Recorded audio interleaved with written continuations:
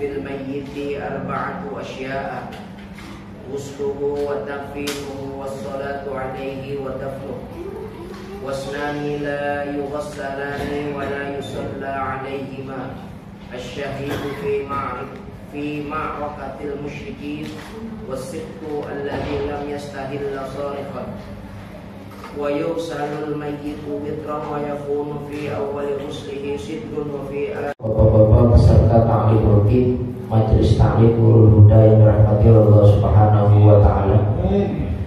Pada kesempatan sore kali ini kita sudah akan memasuki satu bab di mana kalau dalam beberapa kitab fikih ini ada kitab atau bab di mana bab ini adalah sisipan sebenarnya. Sisipannya itu apa? Materi tambahan. Tapi karena pentingnya materi ini disisipkan di tengah-tengah bab sholat.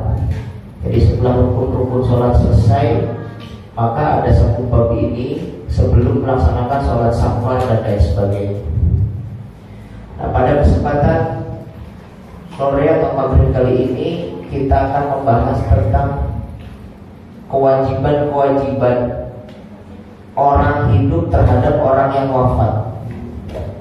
Wa yalzamu fil mayyiti arba'atu asya'a.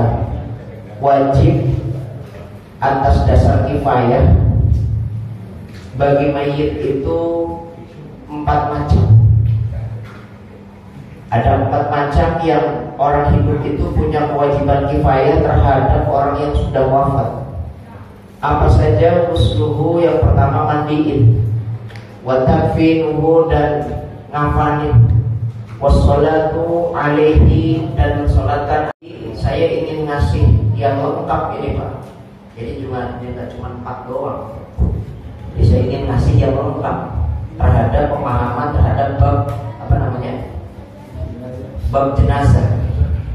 Maka kalau kita berbicara masalah jenazah, bagi orang-orang yang masih hidup yang perlu diketahui, saya memberikan pemahaman ini mengandalkan kalau ambilnya lagi bisa, kalau tidak bisa, kan gitu. Maka dalam hal ini, satu, punya anak, istri, punya orang tua yang ada kemungkinan mereka itu duluan dari kita. Oleh karenanya kita harus tahu ilmunya. Nanti kalau bapak tahu ilmunya, nanti kasih ke istrinya. Terus begitu. Maka, tapi kalau kita berbicara masalah bab mayit, paling tidak ada 8 bab yang harus kita ketahui. 8 pemahaman, 8 pasal yang harus kita ketahui. Pasal yang pertama atau pembahasan yang pertama adalah adab orang yang sedang sakit. Kalau kita dikasih sakit sama Allah, maaf ya Pak, kenapa saya mulai dari penyakit, dari sakit? Karena sakit itu alamat kematian. Jadi kalau orang mau wafat biasanya dikasih sakit. Maka jika yang harus kita kerjakan, bagaimana tuntunan agama mensikapi penyakit yang sedang kita derita, gimana caranya? Lalu adab membesuk orang sakit, nengok orang sakit ya Pak. Jadi bapak gimana caranya? Apa buah-buahan, gitu ya? Itu ada nggak ajarannya Rasulullah? Nanti kita lihat gimana cara membesuk orang sakit. Pertama, pembahasannya itu pertama. Satu, anjuran agama terhadap orang yang lagi sakit. Yang kedua, bab pertama juga masih ya, adab membesuk atau jenguk orang yang sakit. Yang nomor 2, tuntunan agama yang harus dikerjakan bagi orang yang saat menghadapi sakaratul maut. Pembahasan kedua nih. Kita kalau lagi sakaratul maut, itu apa yang harus kita kerjain? Kita kan aktivis pengajian nih. Dan sakaratul maut itu pasti gitu loh Pak. Semua orang kalau mau mati pasti kasih sakaratul maut. Maka kalau kita lagi ngalamin sakaratul maut, harus apa yang harus kita kerjain nih? Apa nyari dokter apa kan gitu ya? Ini lagi sakaratul maut nih, kita lagi ditimpa, lagi dikasih sakaratul maut. Apa yang harus kita kerjakan? Nanti ada tuntunan ajaran agamanya. Lalu orang-orang yang lagi di sekelilingnya, Ini ada si fulan lagi sakaratul maut, kita sehat nih, ada di rumah, entah itu orang tua kita, istri kita, anak kita, atau kakak kita dan sebagainya. Ternyata atau tetangga kita sedang sakaratul maut, apa yang harus kita kerjakan terhadap orang yang di sakaratul maut? Mau difoto, lagi ngap-ngapan difoto, dibikin status, di video kayak gitu. Ini ada nggak tentunya dari Rasulullah? Ini tentang bab kedua ya, pasal kedua tentang sakaratul maut. Yang ketiga, ciri-ciri kematian. Orang itu kalau mau mati itu ada cirinya. Cirinya orang mati itu ada cirinya. Kalau orang mati itu ada cirinya. Lalu apa yang harus dikerjakan ketika baru ada orang yang dinyatakan positif wafat? Ini orangnya dinyatakan wafat, baik secara medis ataupun secara agama. Maka apa yang harus kita kerjain? Harus ngapain nih kita? Kan kadang-kadang bingung kita ya. Ini mah hal-hal yang nggak ada kaitannya dengan tuntunan agama langsung dikerjain. Gue langsung bikin bendera kuning misalkan gitu. Ya, jadi jika ada orang positif meninggal, sudah dia dinyatakan positif wafat, apa yang harus kita kerjakan? Jangan masuk lagi ya. Lalu yang nomor 4, memandikan mayit. Memandikan mayit. Gimana cara mandi mayit? Yang benar berani mandi mayit. Bukan saya nggak mau mandi mayit, tapi memang udah ada tugasnya. Kalau saya megang mayit pasti belum merit saya. Lu ngambil apa ya? Ada orang. Tapi setidaknya kita harus tahu yang seperti ini. Gimana cara mandi mayit? Saya kasih cara mengkafani mayit. Jelas itu caranya mengkafani mayit itu bagaimana. Lalu nomor 6, mensolatkan mayit. Yang ketujuh, menguburkan mayit. Nah, dalam menguburkan mayit itu ada 2 hal yang dibahas.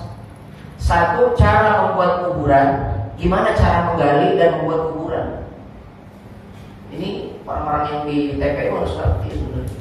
Harus belajar gitu. Harus ngaji. Gimana cara membuat kuburan? Yang kedua, bagaimana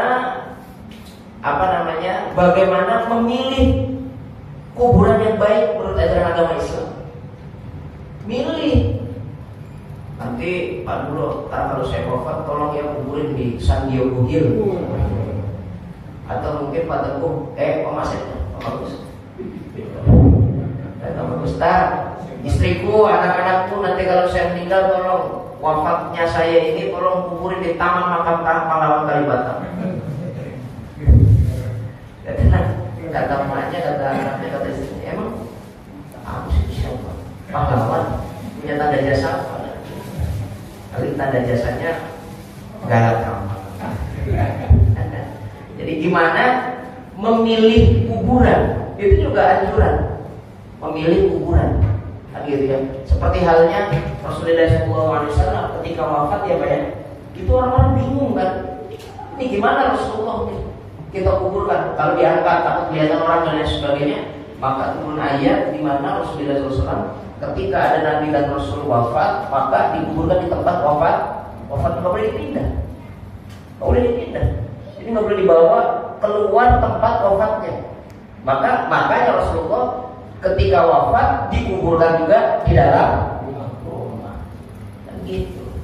Nah, ini nanti gimana cara menggali kubur yang baik, yang benar, lalu cara mencari tempat kuburan. Nah yang sebenarnya 9 ya. 9. Setelah 7 yang ke nomor 8 itu ngegotong mayit itu gimana? Cara menggotong mayit. Tapi kalau orang-orang sih nggak ada tuh gotong mayit. Orang udah pasti dikubur, pasti digotong kan gitu.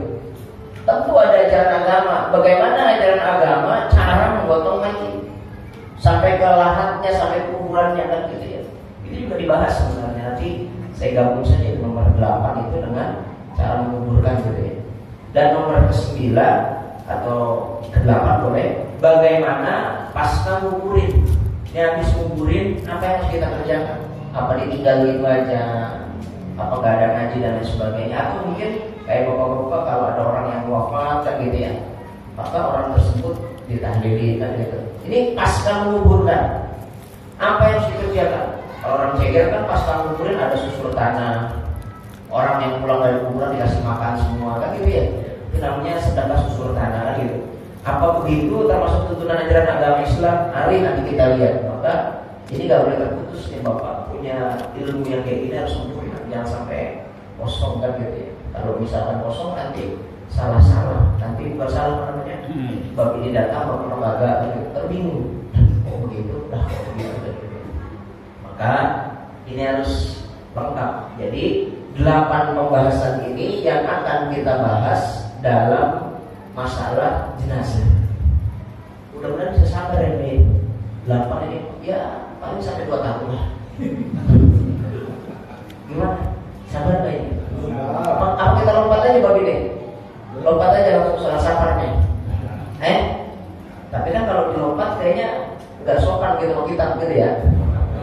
Nggak betul gitu ya. Nanti lompat aja lah untuk lama. Nanti lepas dari sini Bapak jadi ambil hebat. Minimal buat keluarga. Minimal buat keluarga. Baik. Yang pertama, bab yang pertama adab orang yang sedang sakit dan bagaimana adab atau tuntunan ajaran agama bagi orang yang menjenguk orang yang sakit. Pertama dulu, bagi orang yang sakit, misal kita dikasih sakitnya sama Allah Subhanahu wa taala. Apa saja penyakitnya? Apa saja penyakitnya? Maka adab kita sebagai orang yang sakit, apa yang kita kerjakan? Yang pertama, adabnya nih anjuran agama. Kuatkan husnudzon kepada Allah. Baik sangka sama Allah. Ini adab yang pertama. Maksudnya baik sangka kepada Allah itu bagaimana? Setiap sakit pasti ada obat. Di mana ada sakit pasti Allah nurunin obat. Kalau belum sembuh dengan obat itu berarti belum ketemu obatnya. Obat orang satu dengan yang lain beda. Satu dengan yang lainnya berbeda. Maka kuatkan husnudzon pada Allah.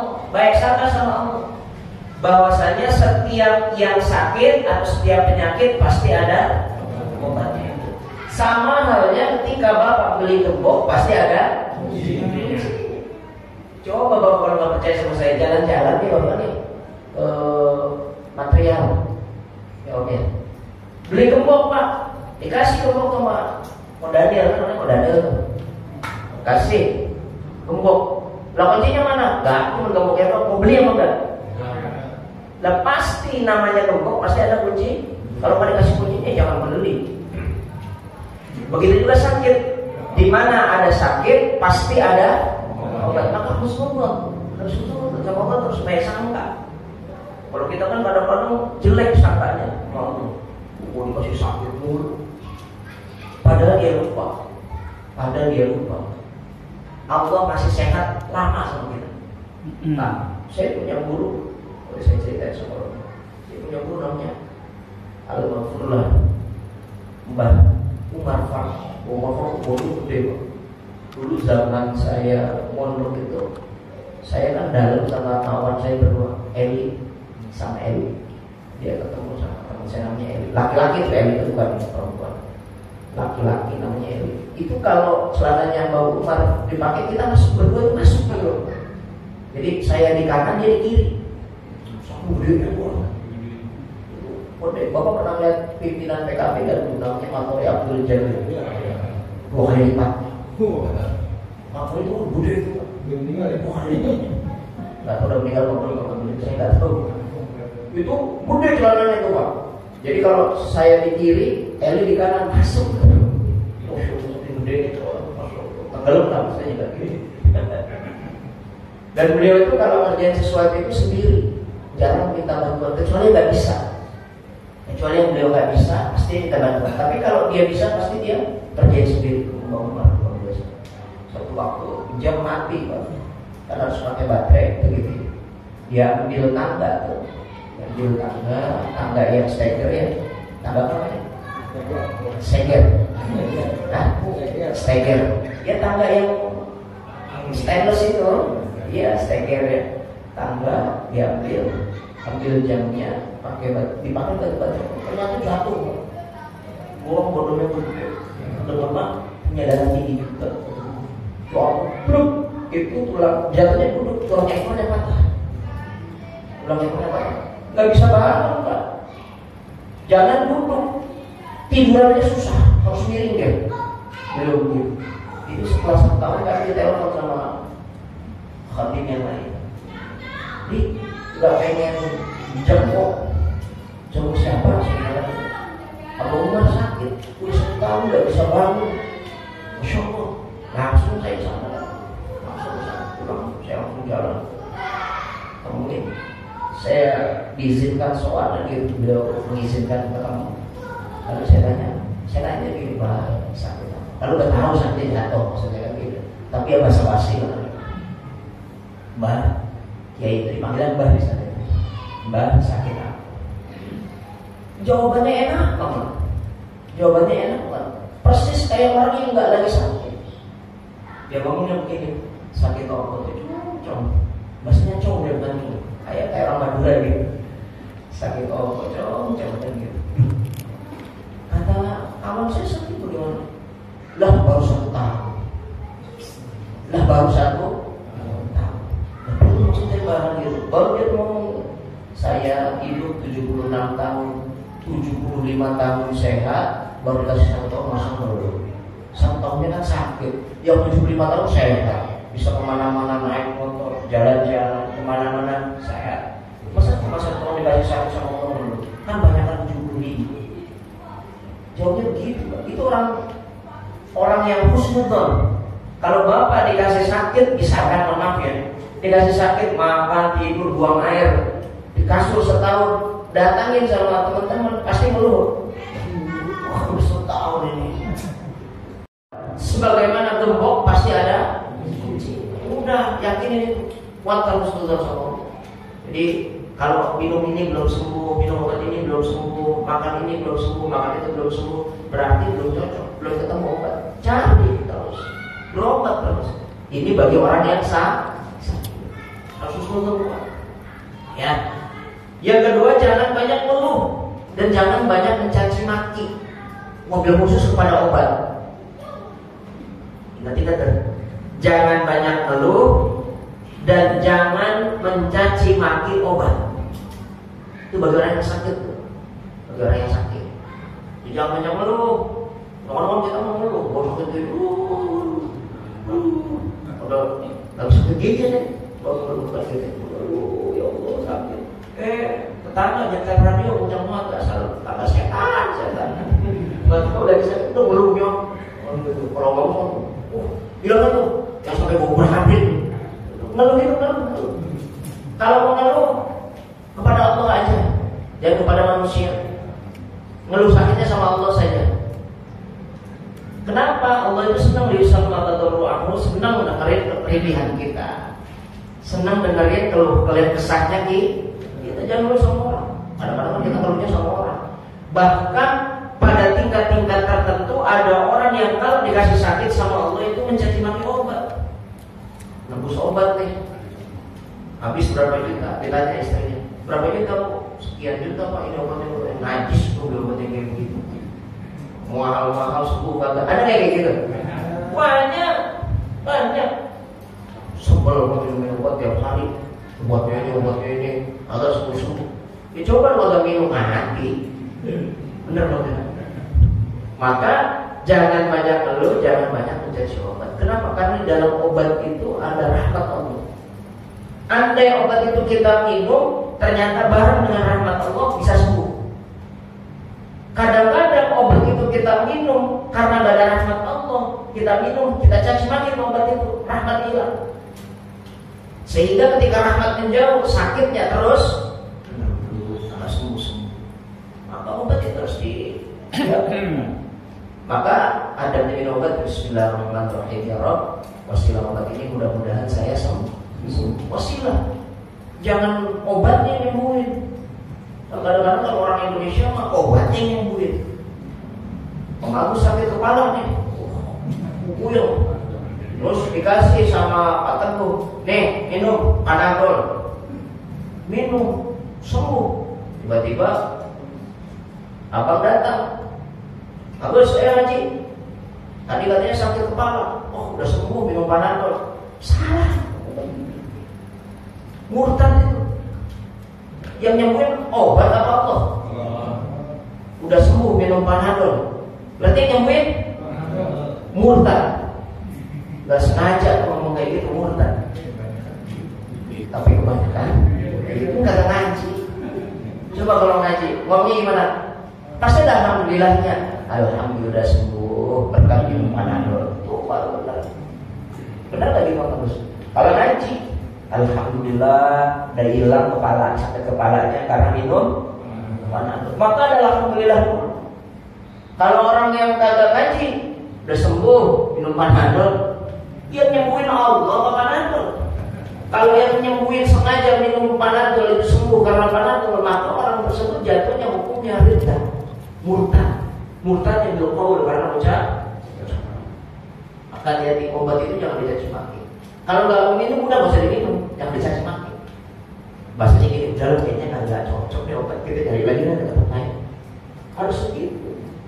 Jangan najis, mahal-mahal beli obat jutaan harus sembuh. Males gue jadinya minum obat lah, jangan. Bahaya itu kayak gitu tuh bahaya. Gak boleh dalam posisi sakit, tidak boleh seperti itu. Jangan ngeluh seperti itu, jangan mencaci maki obat.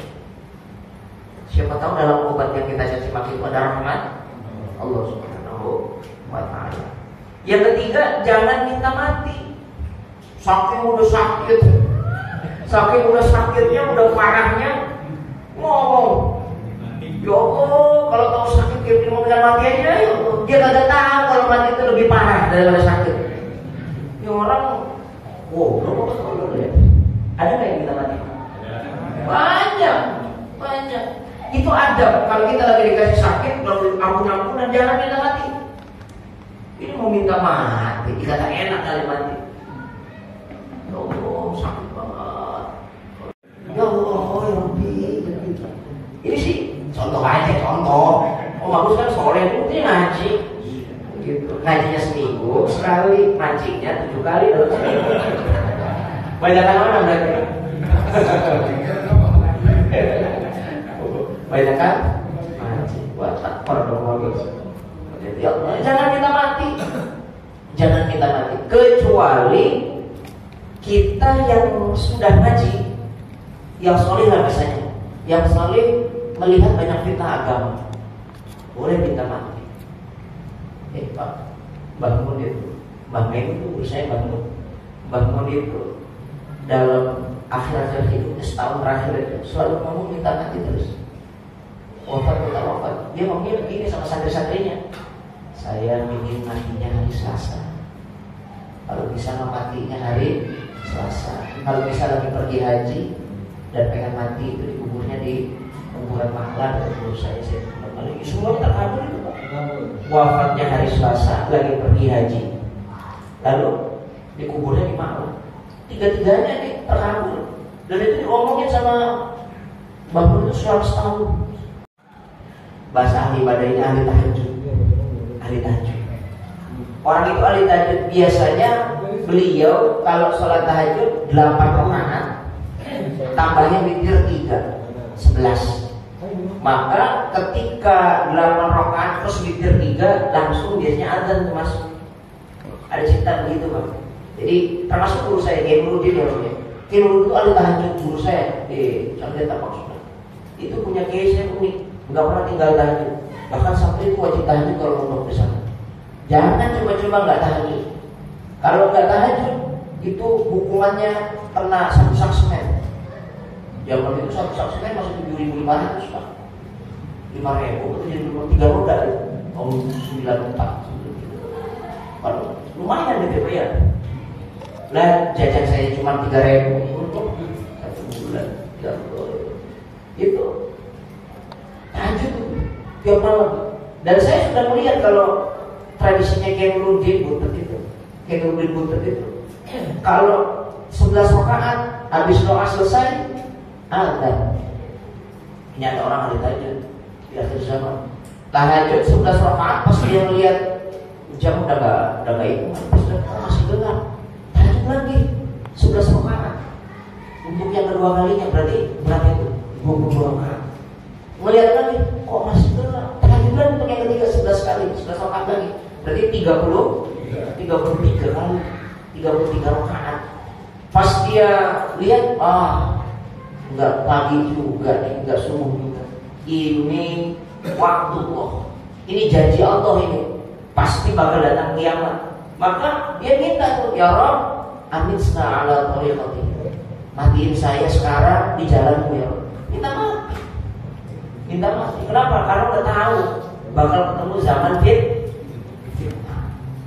Semua orang minta mati, dimatiin sama Allah. Sehingga yang tersisa, yang badar-badar, Agus, ditemenin sama Bang Salim, itu agak kebandel kan gitu. Dia agak soleh-soleh amat gitu maksudnya. Kan mungkin awal-awal mau ikut itu. Kalau orang alim udah habis, sehingga orang-orang kayak kita yang nggak bisa memahami agama, goblok semua jadinya. Ibadah salah terus. Bener apa Pak? Kadang-kadang dituntut aja salah, kadang-kadang dituntut. Diculno gitu loh, dilepaskan begitu saja sama kiai. Maka berat luar biasa. Orang-orang itu berat luar biasa. Maka ada minta tuh, matiin saya. Ada terjadi fitnah agama. Tapi yang saya maksud, kalau lagi sakit, jangan minta mati. Cari rahmat Allah lewat yang pokoknya kalau sakit kayak gini, pokoknya pengen mati aja. Jangan. Anaknya yang dampingin bacain satu sekali. Sesuai dengan Rasulullah SAW. Ini berita Rasul ya. Baca satu sekali. Jika orang itu dikehendaki sembuh, maka sembuhnya prima total. Tadi dia, ini dosa-dosanya oleh Allah. Hapus dosanya, matinya husnul khotimah. Udah pasti mati husnul khotimah. Banyak qul Allah. Kenapa? Karena qul Allahu ahad itu adalah surat yang paling dicintai Rasulullah. Paling dicintai sama Rasulullah. Kenapa dicintai sama Rasulullah? Karena surat itu berisi tentang ketauhidan kepada Allah Subhanahu wa taala. Bahkan ada sahabat ya Pak. Ada sahabat nih, dia lucu, dia berdua sahabat itu. Satu sahabat itu imam, yang satunya makmum, selalu begitu. Tapi yang imam ini mainnya kuliah doang. Kalau ngimamin mainnya kuliah dulu, ya yang bagus lah. Nggak ada stok yang lain saja. Kuliah dulu. Sehingga si sahabat yang dimakmumin kesel redek. Rumah kalau baca surat kuliah dulu. Ngadu Rasulullah. Ya Rasulullah, saya mau malas nih dimamin sama dia. Tapi ada bercanda. Namanya sahabat ya. Emang kenapa? Habisnya kalau habis baca surat, kagak ada surat yang lain. Kuliah dulu lagi. Aku kamakon satu riwayat cuma mulu doang, gak pernah baca kuliah malah. Terus. Lalu ditanya sama Rasulullah SAW, kenapa kamu baca doang? Ini bahaya Rasulullah. Sesungguhnya saya suka banget sama kuliah. Kenapa? Li'annahu min sifatir rahmat. Karena kulhu itu mensifati Allah Subhanahu wa taala dengan esa, maka saya cinta. Maka kata Rasulullah, anta ma'aman ahbabta. Nanti kamu masuk surga bersama kulhu yang mencintai. Masya Allah. Nggak main-main tuh. Maka Bapak kalau yang sombong itu Ustaz bacanya kulhu. Saya tahu hatinya, tahu. Apalagi yang bagus, ya kulhu dah tuh. Ya.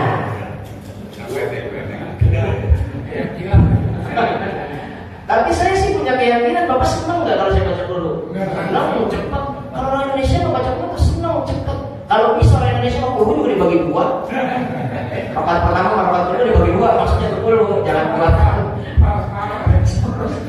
Ya Allah, paling senang kan. Tapi ini dianjurkan kalau lagi sakit baca dulu 100 kali. Maka perlu jangan sampai ketinggalan. Sambil baca apa? Tasbihnya Nabi Yunus ibn Matta. La ilaha illa anta subhanaka inni kuntu ya. Inni kalau itu kan berkata inni kuntu minadh dhalimin. Pakai ku. La ilaha illa anta subhanaka inni kuntu minadh dhalimin. Itu bagi orang-orang yang lagi sakit. Kayak gitu. Ya. Selanjutnya Nah itu bagi kita ini lagi sakit, dikasih sakit sama Allah. Bagaimana kalau kita datangin orang yang sakit, atau dalam bahasanya ngebesuk orang sakit? Tuh si fulan lagi sakit, apa yang harus kita kerjakan kan gitu ya? Apa yang harus kita lakukan kan gitu. Nah, maka bagi orang-orang yang sehat mau mendatangi orang yang sakit, gimana caranya nih tuntunan ajaran agamanya? Yang pertama, kalau nengok orang sakit jangan lama-lama. Nggak boleh lama-lama. Ini mau nengok orang sakit sambil ngabisin rotinya, buahnya, ngopi di situ. Yo, ngopi gitu. Itu kan kegiatan yang bagus itu, saya tahu banget. Udah gitu, ini nggak dimakan ya? Boleh nggak dibawa? Ya, kata gitu. Kan harusnya udah bungkus dah, di sini juga dimakan kagak enak. Dan nggak boleh jenguk orang itu lama-lama, sebentar. Jangan lama-lama.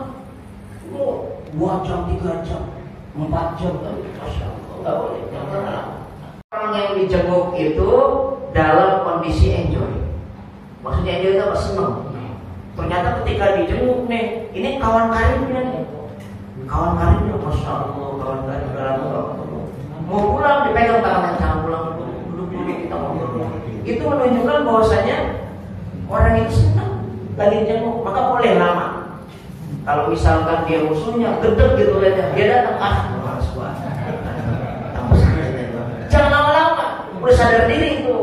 Apalagi kalau ada orang lagi dijenguk dalam kondisi tidur, jangan dibangunin. Ini mau ada orang sakit kita jenguk, utama jam 17 sampai jam 19 kali deh. Nah itu dibangunin. Bagus sih, saya mau jenguk. Ya, saya pernah sakit 29 hari loh. Sampai di episode pasar di apa namanya, dirawat 29 hari. Sampai saya dipanggil Pak Lurah. Saya dipanggil Pak Lurah di rumah sakit. Sakit banget. 29 hari. Gua pulang, ya, ya 1 hari lagi 1 bulan. Dan kabar gembiranya nih Pak, tadi kabar gembiranya itu saya dirawat kan 4 orang tuh, 1, 2, 3, 4 itu semuanya mati semua orang. Itu sampai dokternya, almarhum dokternya ada yang pernah kata dokter lagi begini, Pak, bapak kerjanya apa sih? Emang kenapa? Ibu yang jenguk gak berhenti gitu. Saya juga bingung Pak, si kerjanya apa? Saya bilang gitu. Kayaknya nggak kerja, saya bilang. Padahal terganggu Pak. Maksudnya terganggu itu karena saya harus istirahat. Kalau istirahat, yang harusnya tidur, menghadapi orang ngobrol. Mending ngobrolnya enak kan gitu, ngobrolnya panjang lebar apa?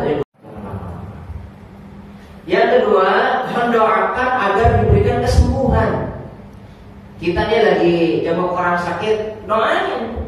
Tapi yang lebih utama kalau masih bisa dikasih berkomunikasi, yang lain yang sakit ngomong begini, Pak, Bapak yang doa, nanti saya ngaminin, gitu Pak, ngomong, ayo kita doain biar benar-benar cepat sembuh. Padahal apa sehat, masih bisa komunikasi. Udah gitu, yang dijenguk misalkan kiai besar, masa kiai besar didoain sama Pak Bejo? Lagi yang doain Pak mancing ya, Pak Mandi. Gak manjur itu. Ya mohon maaf ya. Mohon maaf. Maka ditawarkan kepada Kiai Ustaz, ayo kami mengaminkan dan mudah-mudahan diberikan kesehatan. Kenapa? Karena doanya Kiai, doanya Ustaz, habaib kan gitu ya. Udah gitu lagi sakit lagi, mustajab. Begitu. Tapi kan kalau Kiai beneran, Ustaz beneran, enggak, jangan yang berdoa saya ngamin. Itu begitu, dibalikin lagi. Baru boleh, ayo kita berdoa. Begitu caranya. Tunggu, ayo kumpul. Ayo kita doain. Sombong banget. Didoain besoknya mati. Berarti doanya apa? Belum hujan. Kalau doa mustajab itu. Ini mah kalau orang mikir hujan gede, ngomong begini, enak nih goreng pisang. Abang ngeteh ngopi, tuh kita melakukannya begitu, disuruh doa malah. Ya Allah, ya lebih ada aja pelajaran begitu. Baru diberikan kesembuhan. Nah ini baru koridornya doanya apa nih Pak? minimal baca doa Fatihah, Al-Fatihah. Saking kagak bisanya, misalkan kita nggak punya doa untuk kesembuhan orang gitu ya, minimal baca Al-Fatihah. Tapi kalau mau dapat kesunahan dari Rasulullah SAW, maka doanya yang diajarkan Rasulullah. Gimana doanya? Gini doanya. Ikutin. Bismillahirrahmanirrahim. Bismillahirrahmanirrahim. As'alukallah al-azim Rabbal arshil azim ayyasbiya. Lagi ya. Bismillahirrahmanirrahim. As'alukallah al-azim Rabbal arshil azim ayyasbiya. Sekali lagi gerakan. Bismillahirrahmanirrahim. As'alukallah al-azim Rabbal arshil azim ayyasbiya. Coba sendiri. Bismillah. Bismillahirrahmanirrahim.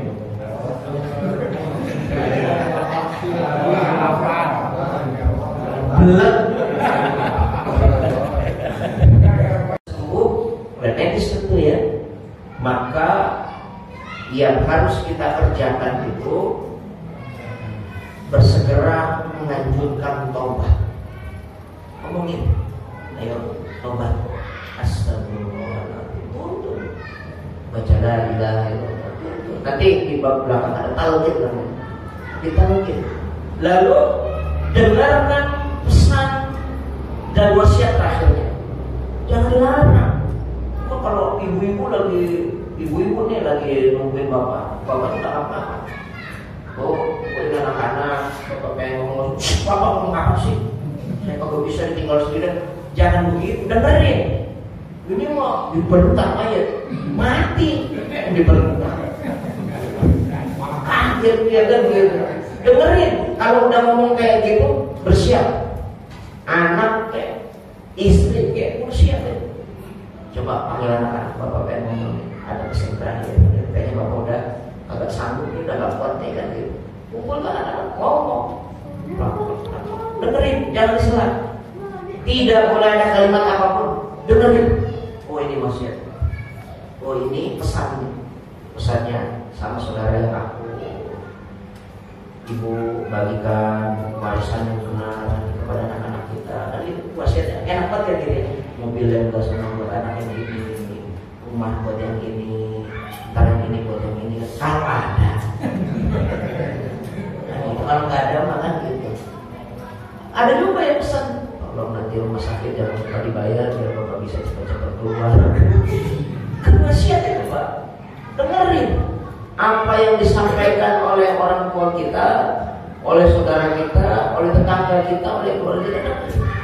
Jangan diselak. Ini kan malam-malam kita nyelak. Bahasa nyelak gitu. Jangan ngomong gitu. Sehat. Oh udah makan. Dengerin. Jangan diselak. Oh iya kita itulah adab kita. Ketika ada orang lagi sembuh kayak gitu. Nah, gitu. Dengerin wasiatnya. Anjurkan taubat, anjurkan nyebut nama Allah, anjurkan eling kepada Allah SWT. Di samping itu dengarkan wasiat-wasiat, dengarkan nasihat-nasihat terakhirnya. Kalau bahasa kerennya testimoni. Testimoni itu pernyataan terakhir bagi orang yang mau mati. Sama halnya kayak dalam posisi penceramah tuh. Mari kita dengarkan maulidullah hasanah. Saya kalau disuruh ceramah, kalimatnya sama MC maulidullah hasanah, saya nggak ngomong. Saya diam aja. Ustaz kenapa lo ngomong maulidullah hasanah? Gimana ceritanya? Maulidullah itu kalimat terakhir bagi orang yang mati. Bahasa agamanya maulidullah. Jadi orang terakhir, kalimat terakhir ketika kita mau mati. Saya masih hidup, masih pengen makan berat. Suruh mau hidup. Yang benar itu apa? Nasihat. Baru itu tausiah. Bahasanya salah. Tausiah itu testimoni, testament. Gitu. Hati-hati. Maka kalimat Mari kita dengarkan tausiah dari guru kita. Wah, itu lumayan mati guru. Yang ngomong. Iya, makanya harus dibenerin. Harus dibenerin, bukan tausiah, nasihat agama atau mau itu kesana. Masih mendingan tuh mau itu kesana. Kan gitu. Bahkan mohon maaf, kalau khotib ya, kalau khotib lagi khutbah, coba bapak lihat. Nah, kan gitu. Sidang Jumat rahimahullah. Sidang Jumat kan bapak-bapak kan gitu ya. Sidang Jumat rahimahullah. Pernah dengar gak gitu? Sidang Jumat itu maksudnya kita yang lagi nasihatin. Rahimahullah itu kalau di Arab orang udah mati semua. Lah berarti sidang Jumat yang udah mati semua. Enak banget kalau ngomong dalam hati ini khotib amatir. Amatir itu khotib itu. Kalau ngomong gitu, rahimahullah tuh bagi waktu sudah. Nah, saya makanya gak pernah tidur kalau lagi dengerin nasihat. Kurang aja kalau bikin mati. Besoknya kurang. Hati-hati. Jangan rahimahullah. Pakai kalimat yang lain apa sih? Cari kalimat yang lain yang enak gitu. Yang dirahmati Allah. Ya sama aja. Rahimahullah itu bahasa Indonesia yang dirahmati Allah. Bahasa Indonesia itu beda. Ya, di Indonesia. Cari kalimat yang lain. Cari kalimat yang lain dan banyak. Makanya jadi khotib itu harus punya ilmu kan gitu. Sidang Jumat rahimahullah. Bang Salim, itu rata-rata semuanya begitu loh. Ini Bang Salim, ya dari Jakarta kata rahimahullah itu. Semuanya begitu, semuanya begitu. Hati-hati amatir itu sebenarnya. Emang dikata gampang untuk baik susah. Ya, jadi dengarkan wasiat, dengarkan nasihat, tuntun untuk segera bertobat. Selanjutnya, kita kalau lagi jenguk orang, bicaranya baik-baik, yang enak-enak, yang bagus-bagus. Jangan yang kagak-kagak. Tanya, lagi sakit apa? Kemarin tetanggaku begitu juga. Itu gimana itu? Kira-kira kalau ada orang lagi dijenguk, lagi sakit, kita ngomong kayak begitu, apa kira-kira? Langsung sesak nafas ya, pengajaran. Ini benar-benar cerita beneran, Pak. Cerita beneran. Saya tuh sakit, ya saya ceritakan 29 hari. Saya sakit 29 hari. Karena kebanyakan merokok. Jadi di ronsen itu, Pak, hari pertama saya di ronsen itu, paru sebelah kanan saya hilang. Lagi geluyur atau kemana itu? Lagi geluyuran itu. Kasep kali. Gak ada itu. Iya, itu masuk gak ada. 10 hari minum obat, lewat infus dan sebagainya hilang. Oh Pak, kelihatan tuh. Kemarin habis main di mana katanya? Dan gitu. Hilang. Kelihatan apa? Panggil ya Allah ya Rabbi. Itu enggak, saya ingatnya hari berapa saya lupa gitu. Tapi dijenguk sama kawan saya. Dijenguk sama kawan saya. Sama-sama satu pondok. Biasa kita tuh makan bareng, bercanda bareng, ketawa bareng, nangis bareng. Tapi lagi kondisi sakit, dia bercanda gitu Pak. Kenapa ya ini paru-paru kemarin diureksi nggak kelihatan? Gak maju ada kayak gitu meninggal langsung mati kan? Kita dengar kayak gitu langsung sumet gitu. Aduh mati dah Pak. Aduh mati dah gitu. Biar kata udah siap juga kan gitu ya Pak ya. Mati. Sehingga saya paksa untuk tiap malam nggak tidur. Bener-bener yang bagus. Malam itu nggak tidur. Padahal kan belum tentu malam pagi juga bisa kan gitu ya. Malam saya nggak tidur sampai mikir malaikat Israel di mana nih? Malam tidur. Lah masuk teman mati, masuk mati. Konon satu cerita 29 hari 12 orang yang satu kamar. Yang alumni cuma saya doang. Yang alumni cuma saya doang. Allah ya. Dan bicaranya yang bagus. Jangan bikin orang itu nakut-nakutin. Maka kemarin waktu COVID Pak, waktu COVID saya kan ngomong di kelurahan tadi COVID, Pak kalau bisa sampaikan kepada yang nugasin dan gitu, yang membacakan peserta COVID, bukan yang sakit, yang diumumkan yang sembuh. Emang kenapa? Kalau diumumkan yang sembuh, maka yang sakit akan punya harapan untuk sembuh. Yang nggak sakit, yang tidak terjangkit, maka dia punya imun untuk melawan, untuk tidak kena sakit. Kalau kita kan enggak, hari ini yang sakit 1.700.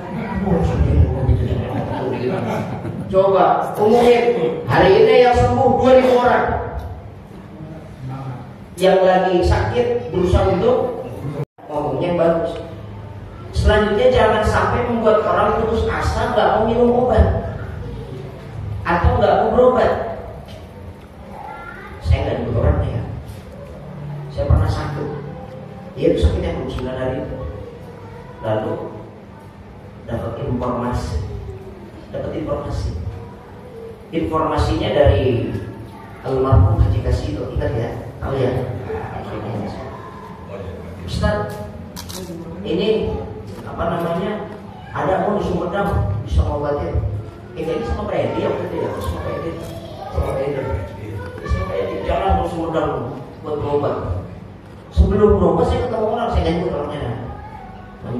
Mau mana Mas? Mau berobat di mana? Di Sumedang. Masa berobat sama tukang tahu? Dikituin saya. Ada orang yang situ. Udah mati tadi. Nggak pernah ketemu saya. Masa berobat sama tukang tahu? Wah, tetap itu termasuk menghambat orang untuk berobat. Menghambat soal berobat. Ternyata nih Pak, ini ceritanya Pak, ini orang sebelum kita kesana PT itu udah nyampe ke sana rumah, udah keluar ke sana. Dia bilang, mana mau ngobatin kayak begitu? Udah ada kalimat berikutnya, ngobat tukang tahu, udah gitu orang itu nggak sholat kok. Dalam hati saya tuh bodoh. Ini kita bicara bab pengobatan, bukan bab sholat. Gak usah nanya sholat atau kata sholat. Kalau mau sholat, baru kita tanya, lu bisa imamin kagak? Lu bisa sholat kagak? Baru kita tanya. Ini mah babnya bab berobat. Biarinlah Pak, udah aja. Biarinlah Pak, nggak apa-apa. Saya tahu jodoh kan gitu. Emang ternyata jodoh sembuh di sana saya sembuh di sana. Dan dinyatakan sehat di sana. Mantap, sembuh. Alhamdulillah sembuh. Alhamdulillah. Mungkin sugesti juga kali ya disembuhkan gitu ya. Sembuh tuh. Dilalanya 2 bulan kemudian, sehingga 2 bulan kemudian dia sakit dia tuh. Dirawat di rumah sakit Kristen Indonesia. Saya jenguk, mana sih Pak Haji, masa berobat di rumah sakit Kristen? Emang kenapa Ustaz? Dokternya gak ada sholat, jangan sholat, beriman aja kagak.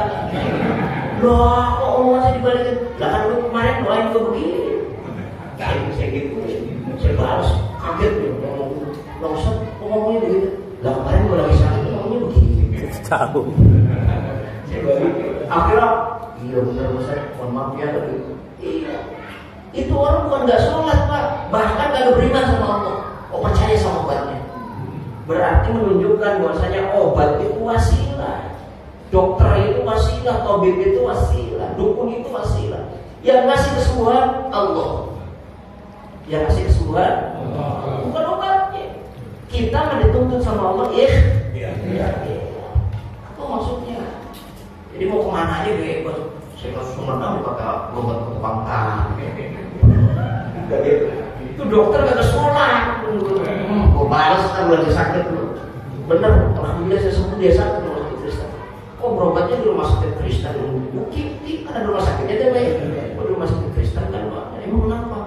Itu dokter jangankan sholat, orang beriman aja kagak. Orang Kristen. Kaget saya ngomong gitu. Jangan sama ya.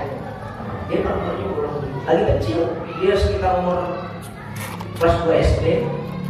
Saya tuh udah gitu. Ibu saya itu bolak-balik rumah sakit.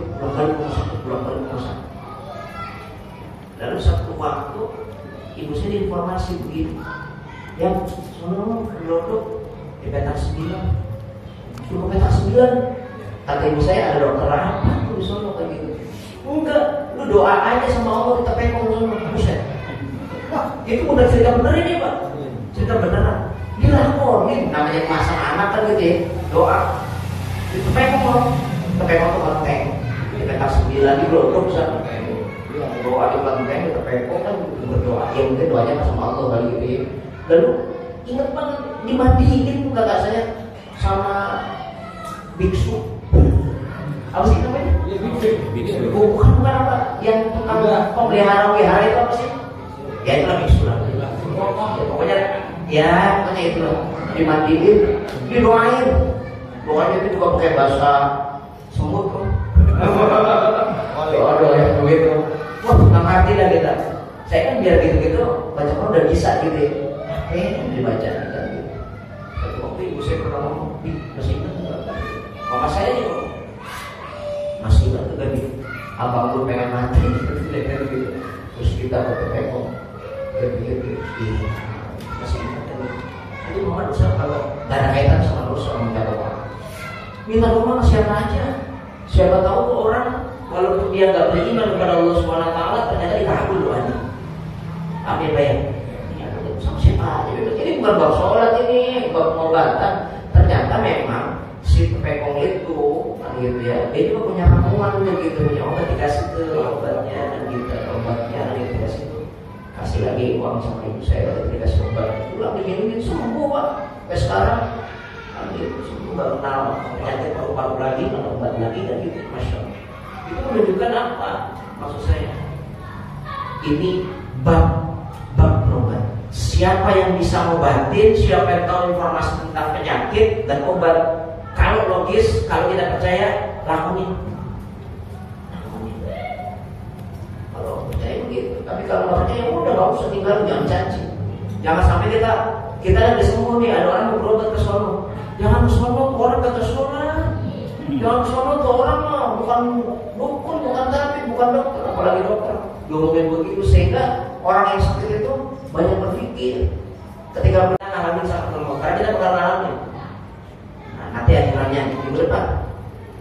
Setelah kita yang sakit maut, ternyata kita nggak sakit maut, tetangga kita, saudara kita yang lagi sakit maut nih. Maka kalau kita lagi dampingi orang sakit maut, harus anjuran agamanya harus apa yang kita terjadi. Kadang-kadang kan kita aneh-aneh kan. Kalau sakit maut kita ngerjain macam-macam kan gitu. Itu ada nggak dalam kayak agama? Pokoknya kalau orang yang lagi dampingi orang sakit maut nih Pak, kalau nggak ngerti salah aja pokoknya. Pasti salah. Maka nanti kalau ada orang sakit maut, ini kan ilmu udah saya kasih minggu depan ya, minggu depan. Saya kasih ilmunya. Maka kalau ada di sekitar kita lagi sakit maut, dampinginya kayak begitu. Nanti seperti apa? Bersambung. Kalau bahasa orang kulonnya, ubi